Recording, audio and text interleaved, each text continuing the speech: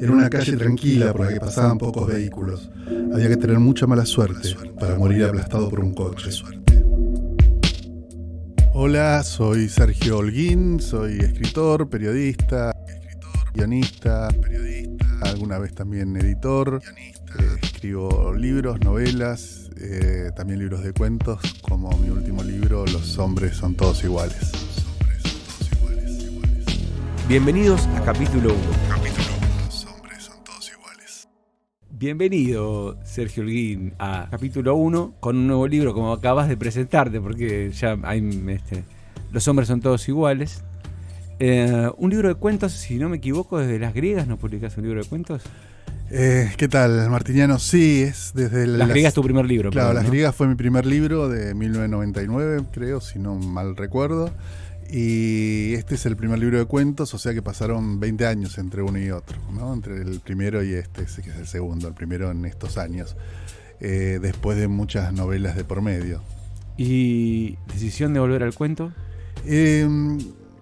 Hace tiempo que venía escribiendo cuentos para antologías, suplementos dominicales, suplementos de verano, que siempre le piden a los escritores cuentos para llenar páginas que no saben cómo llenar. Y fui acumulando algunos cuentos que me gustaban, que tenía ganas de reunirlos en un libro, pero no eran suficientes como para armar un libro. Así que seleccioné los que más me gustaban de esos escritos de manera individual y escribí otros para armar un libro, ¿no? Y juntar un número interesante de cuentos. Y la verdad es que yo pensé que por ahí ya había perdido un poco el gusto de escribir cuentos, porque con tantas novelas el cuento quedó muy relegado. Pero no, ahora me di cuenta que sí, que me sigue gustando mucho escribir cuentos como en mi primera época y seguramente voy a seguir haciéndolo. Bien. ¿Por qué el título Los hombres son todos iguales? Porque sí. no hay ningún cuento que se llame Los hombres son todos iguales. No, hay un momento, Luna, que es un personaje de una casa frente al mar, Exacto. que lo dice como una frase irónica, justamente burlándose de su madre, que siempre le decía eso.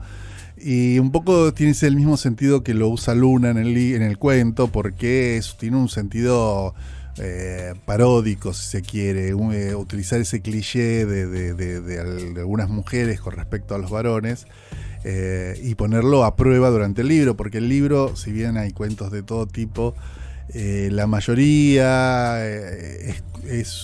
apunta a historias de varones vinculados entre sí, padre e hijo, hermanos varones, amigos varones. Entonces me gustaba ver si realmente el título cumplía con esa igualdad de los varones, o si en todo caso en el libro se demostraba todo lo contrario, ¿no? Uh-huh. Bueno, podemos ir. Tenía ganas como de repasar algunos cuentos y algunas ideas. No? Dale. El primero es La chica que miraba a cámara. Claro, justamente el que no es de ninguna historia de varón, no hay varones. No hay varones casi. Sí. Que lo hace muy interesante. Hay dos cosas que me parecen como bastante... de lo que me atrajo a mí. Primero, que el libro, en general, hay una idea de final abierto en muchos cuentos, ¿no? Digamos, de un final que lo dejás... O sea, un tercer acto que vos decís, bueno, acá termina, digamos, y decís... Tranquilamente dejás que el lector complete la parte que podría seguir. Sí, eso puede es, ser, sí. Eso es a propósito, eso es... Sí, bueno, todo lo que uno hace es generalmente pensado. Sí, ¿no? quedé como un idiota, sí. No, quiero decir que no es una imposibilidad por ahí de seguir contando la historia, sino porque en mi caso considero que ya no merece seguir contándose lo que viene después. Yo en general cierro bastante los cuentos, no son muy abiertos, no es que te dejan en... Eso me sorprendió, digamos. Son historias más tradicionales en el sentido del cuento clásico, es el que más cierra, hasta por lo menos el clásico, digo, del siglo XIX, ¿no? Pues después ya con Chekhov y qué sé yo, la cosa empieza a abrirse un poco el final. Pero a mí me gustan esos finales más cerraditos, más sorpresivos si querés, más cercanos, no sé, qué sé yo, al realismo tradicional, o a Cortázar también, donde los cuentos son más cerrados en cuanto al final de la historia. Pero sí, me gusta ese estilo de cuentos, ¿no? De que te dejan la sensación de que acabas de leer una historia completa, ¿no? Uh-huh. Y eso, ¿por qué esta idea de dejar abiertos los finales? No sé si hay una idea de dejar abierto. Me parece que el cuento, a diferencia de la novela, es un género que es más bien de sensaciones, ¿no? Es una historia más fugaz, si se quiere. Entonces, la sensación que te deja el cuento es que se termina no la historia, pero no el libro. Entonces siempre hay como una cosa de volver a comenzar y la historia anterior quedó atrás y por ahí no termina de cerrar como la espera el lector y ya te encontraste con una nueva historia. A diferencia de la novela, que por lo general se van enganchando los capítulos, cada parte del libro, hacia un final completo, ¿no? Un final de fiesta donde están todas las historias juntas. Acá es como que siempre por ahí te queda la sensación, el regusto de que quisiera seguir un poco más con esa historia, ¿no? Pero bueno, es así para mí como salen mis cuentos. Bien, como decía, es justo la chica que miraba a cámara, tiene algo primero de como de diferencias de clase, digamos, que yo vi, que es, o más de clase, diferencia de formación, de una chica que se ve seducida por su tía, que refleja, además, no sé si vos lo fue a propósito o no, refleja como la vieja bohemia del periodismo. Una vieja, digamos, que yo conocí por formación, digamos, por mi historia personal, que no sé si es como un homenaje, digamos, vos, a grosso modo es la sobrina, una chica que tiene una tía que es crítica de cine, que la ve y la admira porque sus padres tienen como una vida más normal, si se quiere decir. Pero la madre es directora de escuela. Sí, digamos, bastante resentida también la madre por eso. No sabemos por qué. No sabemos por qué, pero está resentida, digamos. Y creas como vas a ese mundo casi de los 70, 80 también, digamos, de reacciones, de puchos, de bohemia, de tipos que se quedaban hasta cualquier hora, de mujeres, digamos.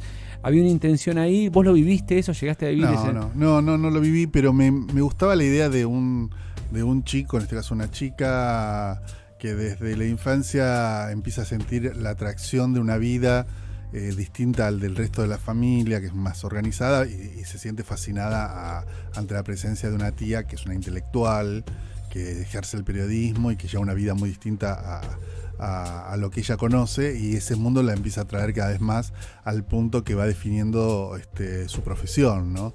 En paralelo a eso tiene que ver también con una especie de definición sexual que va encontrando ella durante el camino, un poco en espejo a la historia de su propia tía. Y me gustaba que fuera a partir de esa de sentirse ella seducida por ese mundo de libros, de gente extraña, de bohemia, como decís vos, que creo que para cualquiera que está en el mundo de la literatura, de los libros, del periodismo, uno miraba con cierta admiración o con cierta extrañeza y con ganas de compartir eso desde que uno empezó a definir ser periodista o escritor. Una cierta nostalgia romántica, ¿no? No sé si es nostalgia romántica o si es simplemente el deseo de pertenecer a eso, y que puede pasar ahora mismo. Solamente un chico de 15 años que se la pasa leyendo, le gustaría saber cómo es el mundo de los periodistas o los escritores. Eso que para nosotros nos resulta aburrido hoy por hoy, para otra persona puede ser fascinante, ¿no? Decía, pero ¿cómo conoces a fulanito, a menganito? Te juntás a tomar cerveza con tal o cual. Esas cosas que por ahí son cotidianas. ¿En serio conoces a Marcelo Figueras? ¿En serio es tu amigo? Le mando un saludo.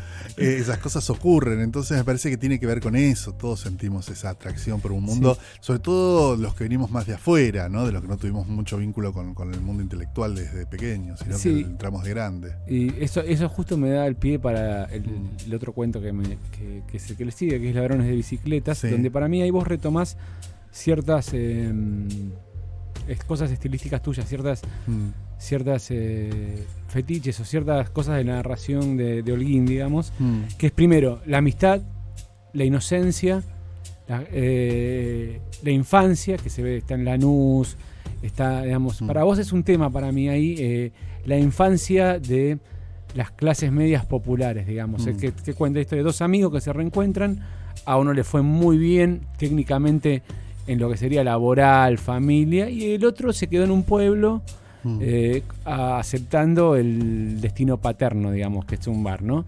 Y no voy a contar mucho, pero lo que parece ser el reencuentro de dos amigos de la infancia, qué sé yo, cambia de tono rápidamente cuando le dice, ¿tenés un arma? Le pregunte. Para mí hay un cambio de tono ahí, Tiene como esta cosa medio, casi te diría, cuenta conmigo, como yo le digo. Sí. Y esta cosa también de que también están algunos cuentos de la traición de clase, digamos. O sea, que para mí yo lo veo, digamos, ¿no? La traición de clase propia de Jiménez es él. Dos amigos que vuelven a verse, a mí me hace acordar a Lanús, a tu novela. Y en el cuento, para mí, más allá del final, lo importante es el trayecto. ¿Quiénes eran? ¿Quiénes son? Claro, sí. Cómo se conformó esa amistad, que es una amistad desde pequeños, muy chicos, dos pibes bastante marginales en un barrio ya marginal, que cada uno siguió después, a partir de la adolescencia, caminos distintos. Y los dos podrían haber terminado muy mal, digamos, por ahí la suma de ellos dos hubiera dado una suma negativa en realidad. La separación, obligados por circunstancias que no quedan muy claras en el cuento, hace que uno se eternice conduciendo un bar que hereda de su padre, y el otro, que era justamente el que peor la pasa en ese momento, termina convirtiéndose en un rico empresario que se fue del barrio y no volvió nunca más, y vuelve ya convertido en un hombre mayor, un hombre grande. Esa escena vuelve siempre a una de tus novelas, digamos. Te cuento un poco porque tiene que ver con el origen de ese cuento. En el cuento nace de una escena, de un guión que hicimos, pero que nunca se llegó a filmar, que es de Oscura Monótona Sangre. En Oscura hay un momento donde el protagonista... Un libro tuyo. Claro, mi novela Oscura Monótona Sangre. En un momento el protagonista, Andrada, sí, en Oscura, necesita un arma. Y en la novela lo que hace es se la pide al portero del edificio. Dice, ¿usted no tiene un arma? Dice, yo le dice, sí, bueno, yo se la consigo, y le viene con el arma. Y nos parecía con Francisco Kosterlitz, que es mi co-guionista, que no daba para la película, porque nos parecía que no tenía un atractivo visual esa escena. Entonces se nos ocurrió que Andrada tenía que ir al barrio y pedírsela al primo, ¿no? Que es un personaje que aparecía en algún momento, y bueno, eso lo obligaba a volver al barrio, compraba el arma ahí, qué sé yo, y nada más, después seguía su camino. Pero esa idea de alguien que vuelve al barrio porque necesita un arma, me gustó retomarla en un cuento, inventando una historia que no tiene que ver con Oscura Monótona Sangre, pero que el tono medio apesadumbrado, muy serio de toda la historia es el tono de Oscura, indudablemente, y tiene que ver con esa obsesión que ya aparece en Lanús, que está en Oscura, que es el tema del tipo que se va y regresa de manera distinta, y de alguna manera no se banca mucho ese regreso, ¿no? Lo que él quiere es salir pronto de ese lugar también, pasa con los dos. Y también está para mí, otra cosa que en tu literatura, como sacando la factoría Rosenthal, lo que se llama. Sí. Bien, no estoy diciendo. A mí me gusta mucho la novela de Rosenthal. El pacto de caballeros, de amigos, de hermanos, en la infancia, digamos. Me parece que eso está, y está muy marcado en vos. Y también está marcado por, nuestra amistad, o por lo que los conocemos, digamos, que para vos es algo que Lanús, y que te quedó muy, muy, muy a fuego, me parece, esta cosa de la infancia y la lealtad, digamos. Sí, me gusta como tema. Me parece que tiene que ver con todo lo que vos decís, tiene que ver por ahí con cuestiones personales, pero también porque me parece que hay una cosa estilística en ese regreso, tiene un atractivo narrativo que a mí me sigue resultando muy interesante, sí, ¿no? Todo regreso me parece interesante para contarlo. Y un poco, eso aparece. El regreso también para mí despierta siempre como la segunda parte, que es ¿qué fue de nosotros? Digamos, ¿no? Sí, de qué fue de nosotros, y además el regreso implica una continuidad de la vida. Claro. Si no, probablemente el no regreso tiene que ver porque te moriste en el camino. Entonces, el regreso es la confirmación de que uno está vivo también, ¿no? Cuando regresa. Hay otro cuento donde hay alguien que no puede regresar porque justamente no está vivo, digamos. Y bueno, nada, es otro tipo de historia, justamente esa, ¿no? Sí. Y llegamos a un cuento que a mí me parece delirante y gracioso, digamos, no rompe el verosímil, pero es Mi vida como Diego, ¿no? Quiero que cuentes un poco esto. ¿Y cómo te sale la idea de Mi vida como Diego? Además, digamos, siendo fanático de Boca, ¿por qué pones el 2007 donde nos fue mal, digamos? Bueno, no, porque es un cuento que en realidad creo que es el cuento más antiguo del libro, que es de esa época, del 2007. Ah, ¿sí? Me había pedido perfil para el domingo que jugaba Boca en Japón, en Tokio. algo justamente porque no tenían para llenar, no tenían periodistas para mandar de corresponsal, nada, y necesitaban llenar las 2 páginas de literatura, de deportes con algo, y decidieron publicar un cuento, y me pidieron un cuento que tuviera que ver con Boca y la final.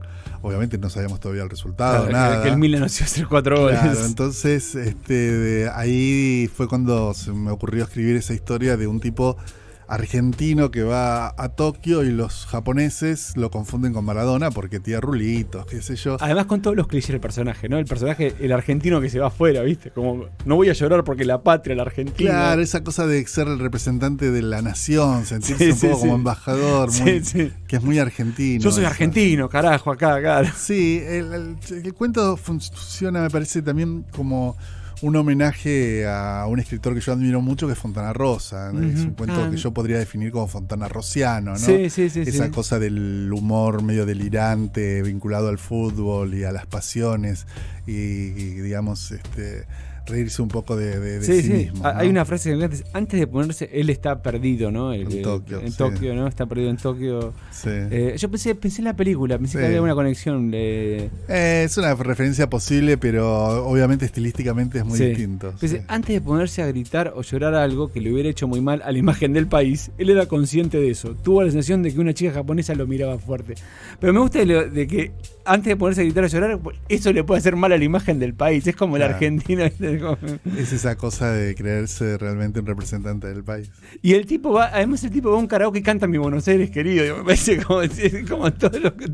Y es también muy japonés, porque en Japón le gusta mucho el tango. Sí, pero además el tipo va y canta Mi Buenos Aires querido. O sea, como hay una cosa de cliché bien hecho, digo, no estoy hablando de... Sí. Bueno, nada, y no voy a contar el final, pero digamos, el final también es un final abierto, digamos. Sí, también con los destinos, ¿no? Aceptará su destino, digamos, Es que lo bueno del cuento es que no te exige que termines el destino de nadie. Todos podés mantenerlos abiertos. Me parece que esta piola es un género que me gusta por eso también. Después está el de... el de Bangkok y muy oscuro, ¿no? Un cuento para mí que es de los más oscuros, que es el de Fin de Semana.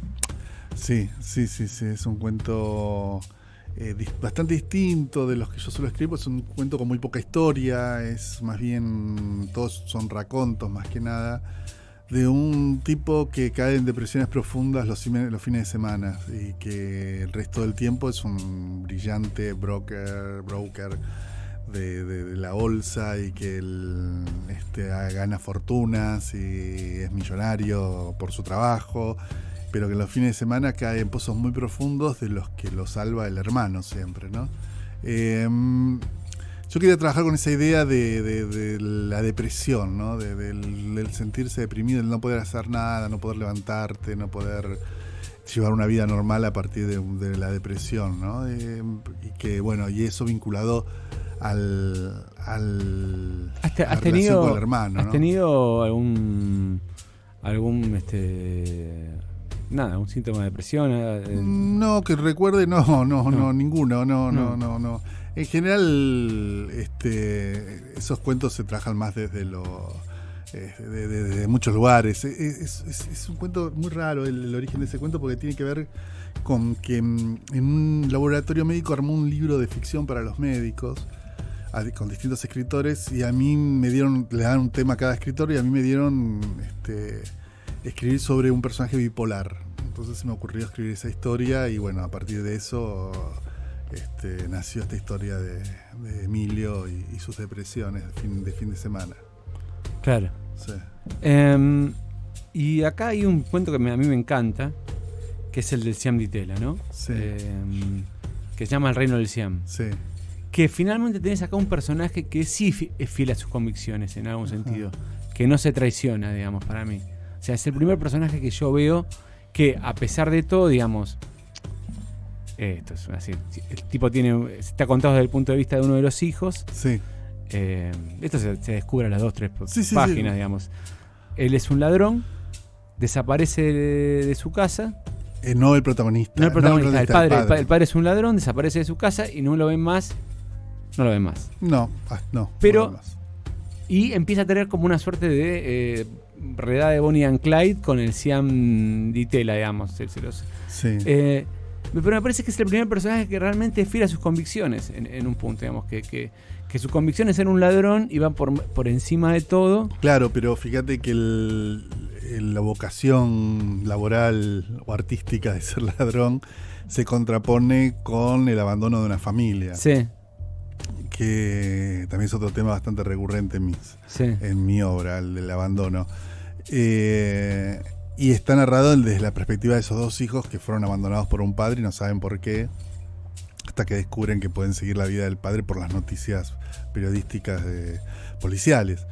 Y un poco quería que tuviera el tono del primer cuento, del cuento de la chica que miraba a cámara, que yo quería un tono medio alegre para contar, en este caso, una historia que era de dos chicos abandonados. Sí, sí. El final lo hace también como...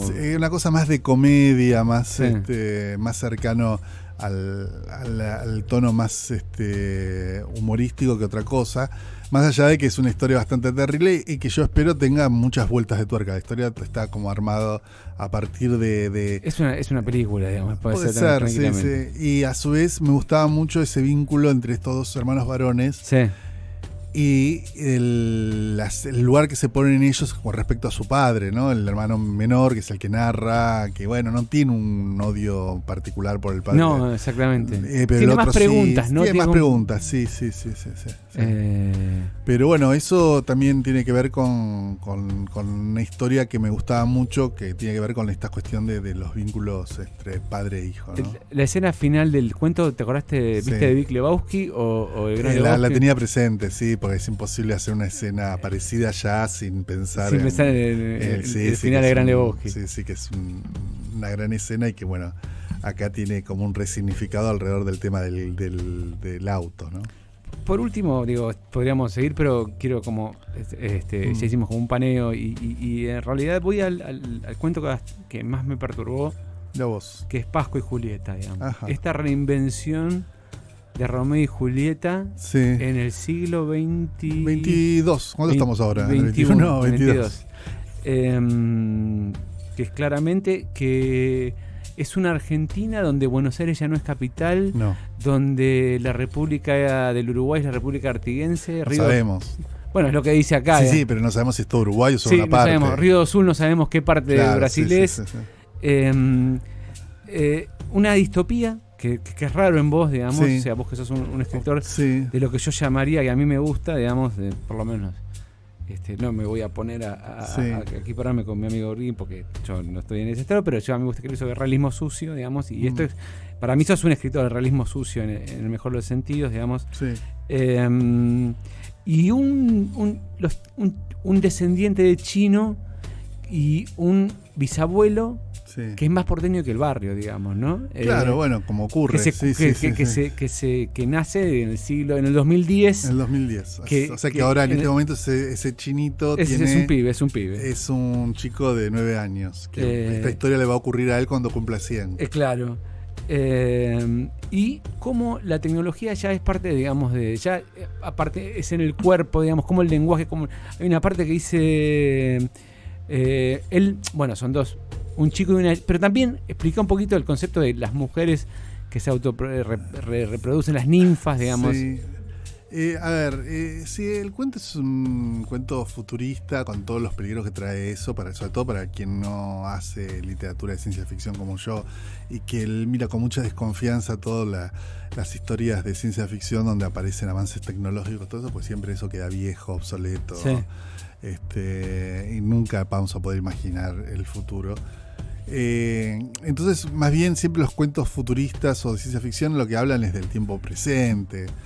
Y yo lo que quería hablar en este cuento era de cómo los prejuicios de género pueden seguir existiendo si se creara un género nuevo, y entonces tanto hombres como mujeres se verían, digamos, apartados de ese género nuevo a partir de los prejuicios o a partir de las leyes, y que siempre va a haber gente que se va a terminar marginando y que va a terminar, digamos, peleando contra eso para buscar una libertad absoluta que siempre se pierde y se vuelve a ganar, se pierde y se vuelve a ganar.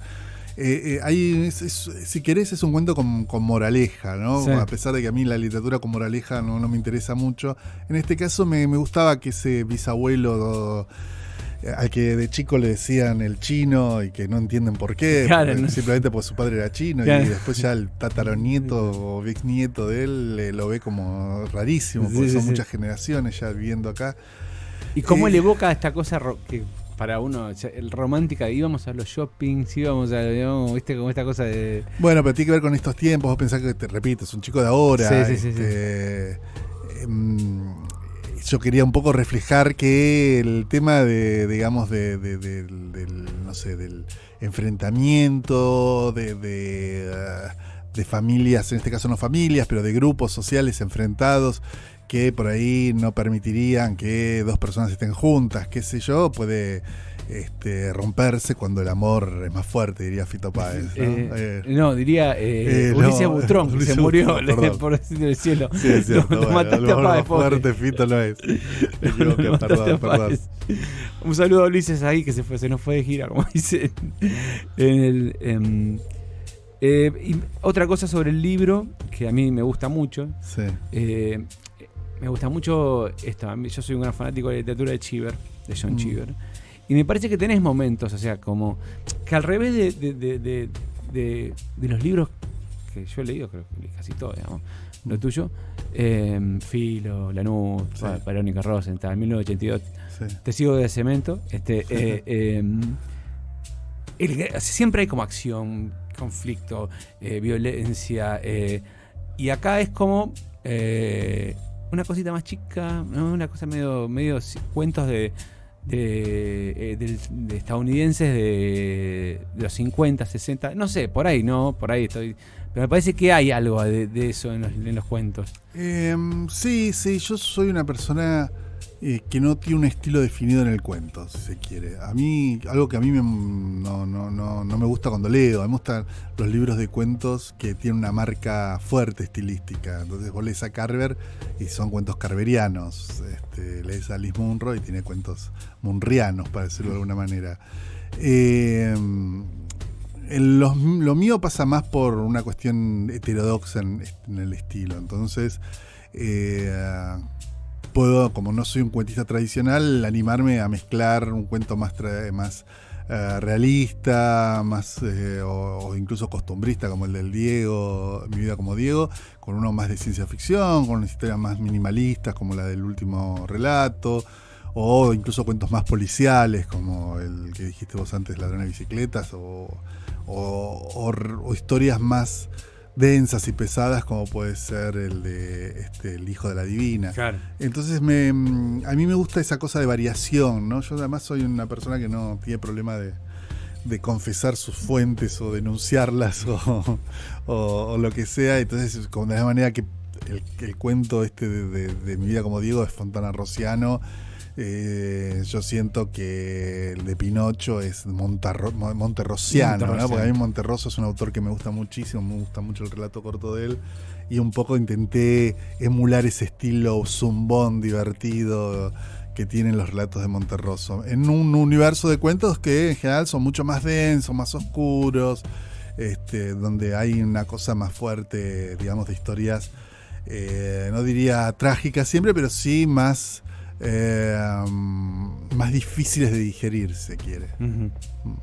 Perfecto. Ahora seguimos, digamos, pero ahora vamos a hablar un ratito del proceso de escritura. Eso es algo que podemos. Hay otra cosa que cuando hacemos este podcast nos interesa, es cada escritor tiene un proceso propio de escritura. Por ejemplo, el otro día Luciano Lamberti decía que él empieza y no le importa dónde termina, con lo cual tiene graves problemas dice, de pronto tengo un masacote de cosas que no sé a dónde van, pero bueno, a mí me dice, me gusta escribir así, digamos, a diferencia, por ejemplo, de John Irving, que tiene todo planeado desde el principio hasta el final. ¿Cómo es tu estilo de escritura? Sí, mi estilo es distinto para una novela que para un cuento. Cuando escribo una novela se parece más a lo que te decía Luciano. Cuando hago una novela... ¿Arrancás por ahí sin saber el final? Sí. O tengo una idea de hacia dónde va la historia, pero no cómo va a cerrar. En muchos casos, en otros no. En 1982 o El equipo de los sueños son dos novelas que estaban totalmente ya narradas en mi cabeza antes de ponerme a escribir. Y hay otras que se van construyendo a partir de las necesidades de la historia. Personajes que van a morir no mueren. No me acuerdo en Filo que originalmente el padre de la protagonista moría. Cuando empiezo a escribir la historia, le doy a leer los 2 primeros capítulos a Natalia Méndez, que trabajaba conmigo en esa época, que es una editora ahora, y Natalia me dice: no se te ocurrirá matarlo, ¿no? Este tipo. O sea, me entendió claramente hacia dónde iba yo. Y me quedé pensando y dije: no, tenés razón, no lo voy a matar. Pero esas son decisiones que voy tomando a medida que escribo. Entonces, cuando escribes una novela, la novela es un género que creo que al autor lo sorprende a medida que va escribiendo, ¿no? Hay una cosa incluso de maravillarse uno descubriendo cosas que no había pensado.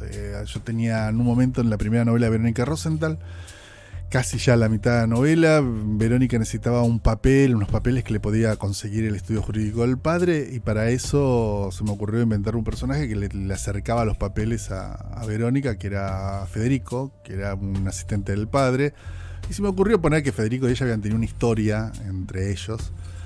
Y una vez que dije, tuvieron una historia entre ellos, cuando le va a dar los papeles empiezan un diálogo muy Woody Allen, de irónico, diciéndose cosas por un lado de buena onda y por otro lado pegándose pataditas.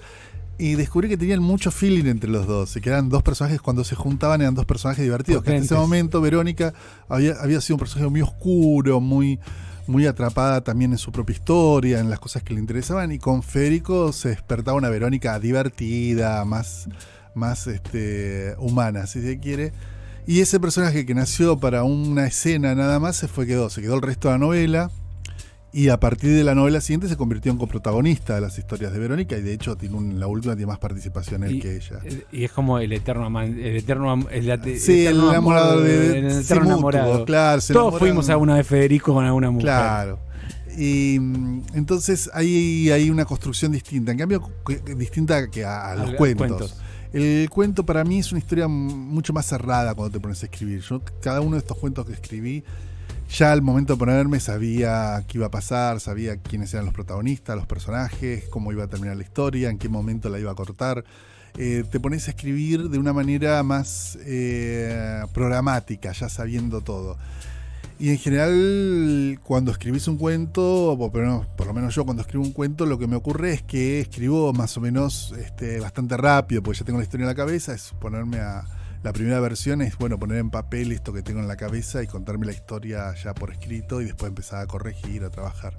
¿Cuántas veces reescribís? No, yo no reescribo historias completamente, voy corrigiendo, cambiando, cortando. Ya tenés la base madre, es la base madre, y después vas... Una vez, claro, yo siempre digo que después de la primera versión ya me puedo morir, que una editora cualquiera de mis editoras podrían tomarlo y hacer un libro bueno, o mejor dicho, un libro publicable con la versión que yo entregaría en la primera versión. Así todo, después hay mucho trabajo mío de corrección, y después de ese trabajo de corrección viene un trabajo con la editora, que históricamente tengo la misma editora siempre, que es Gabriela Franco. Desde Lanús en adelante editó todos mis libros, salvo 2 libros juveniles que los editó justamente Natalia Méndez. Con Gaby trabajamos los textos juntos, ella me conoce muchísimo, sabe qué es lo que quiero hacer, y un editor básicamente lo que te resuelve es... te obliga a no ser vago, no te obliga a trabajar aquello que vos sabías que no está tan bien, pero es que nadie se va a dar cuenta, total. Y el editor se da cuenta y te dice: no, esto no me cierra. Y le decís: bueno, pero ¿cómo lo hago? Y te dice: no sé cómo lo haces. Vos sos el escritor, claro, yo soy el editor. Claro. Esto así, no, como está ahora, la verdad que no convence a nadie. A su vez el editor no tiene, es el editor estilístico, ¿no? Porque en Argentina se confunde el editor estilístico con el editor que te publica el libro. Sí. Son dos personas distintas, el publisher y el editor. Después no tiene ningún poder sobre el texto. Ella te sugiere, te dice eso, y después si vos querés dejar las burradas que escribiste, es tu problema. Y yo suelo hacerle bastante caso a Gabriela porque ella es una editora muy, muy capaz, muy inteligente, que tiene como mayor mérito, que es que quiere que yo escriba mi mejor libro posible. No es que ella quiere que escriba un libro mejor, sino mi mejor libro posible. Se mete en mi cabeza y es la que todo el tiempo está diciendo, bueno, pero si vos habitualmente haces esto, ¿por qué acá no lo estás haciendo de esta manera, ¿no? Y es un trabajo muy lindo que comienza después de una segunda corrección en solitario del libro. Sí, ni hablar. Alguna vez creo haber escuchado, y si no, corregime, dijiste, tengo 10 libros de Verónica Rosenthal en la cabeza. No es que tengo 10 libros en la cabeza, quiero hacer 10 libros de Verónica Rosenthal. De la cabeza tengo 3 o 4 más, nada más. Después veré cómo lleno los otros. Hablamos de este fenómeno que es fenómeno que además se pasó en televisión. Sí. Que es esta abogada... Periodista. La familia es abogada, sí. Esta periodista que es de clase media alta, que se rebela contra su propia clase y, digamos, primero es linda, digamos. Se cree linda más que linda, ¿no? Bueno, yo no sé, Eva Dominici ya está. No, Eva es 100 veces más linda que cualquier Verónica Rosenthal. Pero tiene un atractivo igual, aunque se crea linda, ¿no? Es una mujer atractiva en todo sentido. Bueno, claro, es de esas personas que como se cree linda, le convence muy fácilmente a los demás de lo que le dice, y los hombres están muy detrás de ella siempre, consigue que la ayuden. ¿Cómo es para vos? ¿Es una mujer? ¿Cómo es sentarte a escribir un personaje femenino en ese tono, en ese estilo? ¿O es lo mismo, digamos? Yo te diría que es casi lo mismo que escribir sobre un personaje masculino, con la diferencia que es más divertido para mí. Digo, no sé, Verónica es una chica que tiene poca teta, por ejemplo, y tiene que encontrarse con Federico después de mucho tiempo y decide ir a comprarse un corpiño. ¿Y qué tipo de corpiño compra una chica con poca teta para parecer más atractiva? Y todo eso te tengo que por ahí investigar. Claro. Lo que queda medio raro estar haciendo investigaciones al respecto. Escúchame. Sí, bueno, ¿qué corpiño? Pero como esto, que es un detalle tonto, digamos, pero que tiene que ver con los detalles que hacen más verosímil un personaje. Y esto es fácilmente chequeable entrando, no sé, en una casa de ropa femenina. Sí. Pero lo que podría ser más profundo y que tiene que ver con los sueños, los deseos, los miedos, las ganas de ser querido y a su vez el rechazo que te puede producir alguien, no hay una distancia tan grande entre lo que siente un varón y siente una mujer. Ese es un viejo mito también que un poco hay que derribarlo, de creencia de que los hombres y las mujeres son distintos. En ese caso el título sería Los hombres y las mujeres son todos iguales. Claro. Sí. Una vez una mujer me dijo, me gustan las novelas de Verónica Rosenthal y se me divierten mucho, pero es la mujer que a los hombres les gusta. No sé. Digamos, yo no me voy a poner a pensar sobre eso, digamos, pero me parecía como una reflexión de es el prototipo de personaje de mujer que seduce a un hombre, digamos. Es una mujer escrita desde el punto de vista de un hombre. Verónica es en lo literario, en el mundo de ficción que vive ella, que obviamente es el único mundo donde vive Verónica Rosenthal, es un personaje que seduce mucho a los hombres.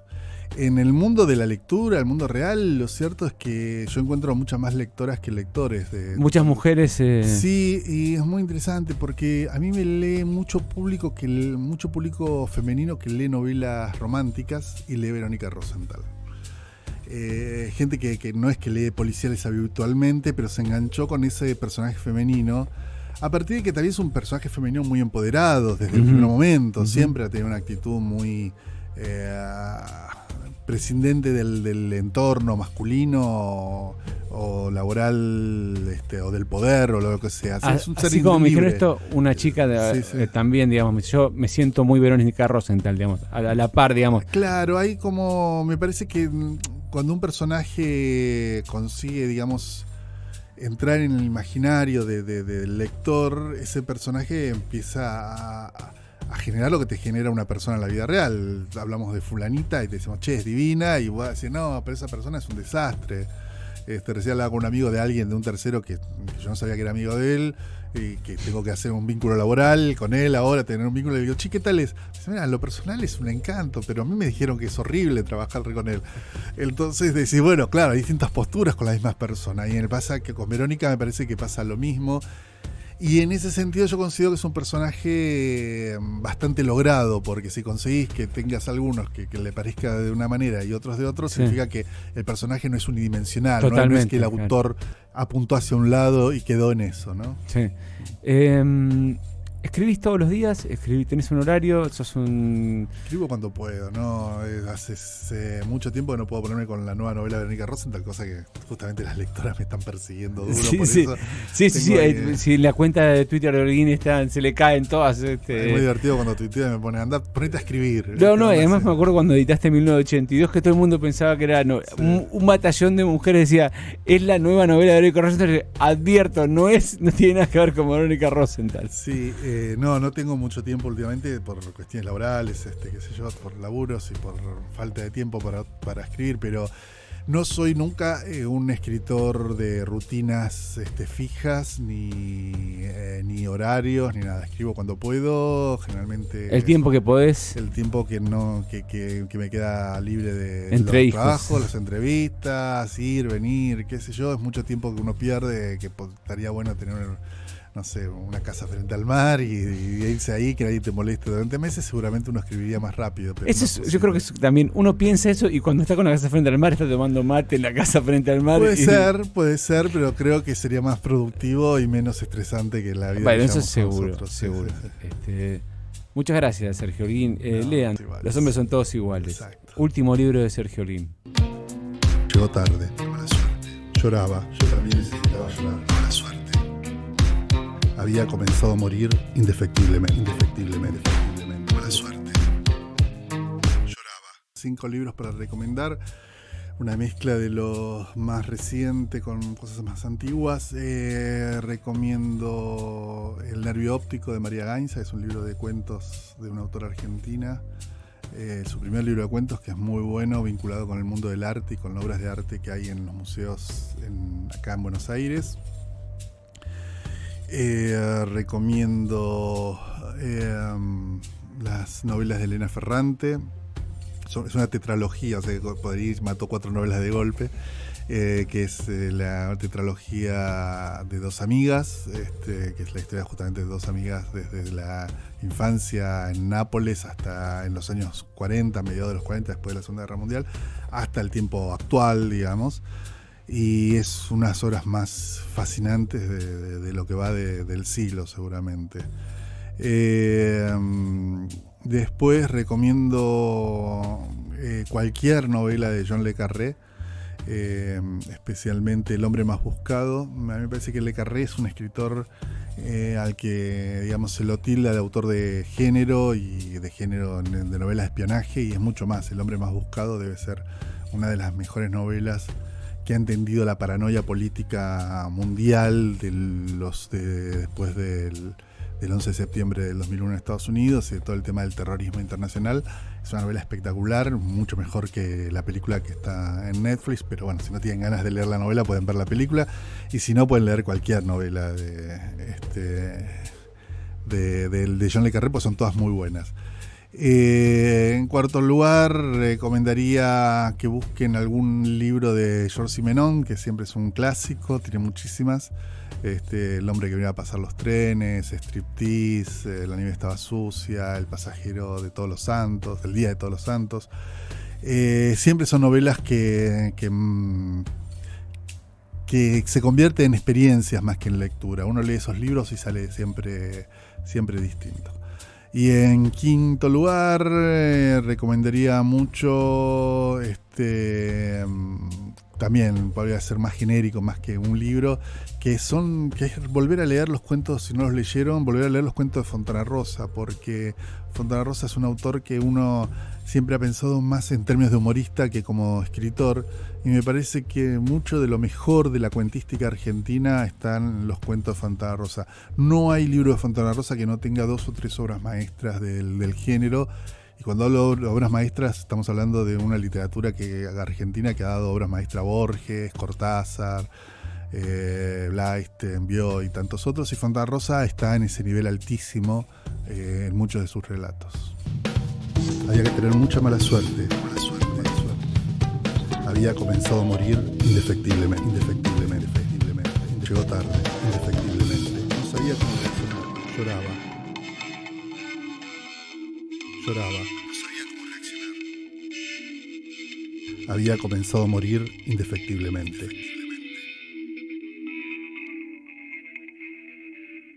Recetas. Mi padre comenzó a morir el día que atropellaron a su perro.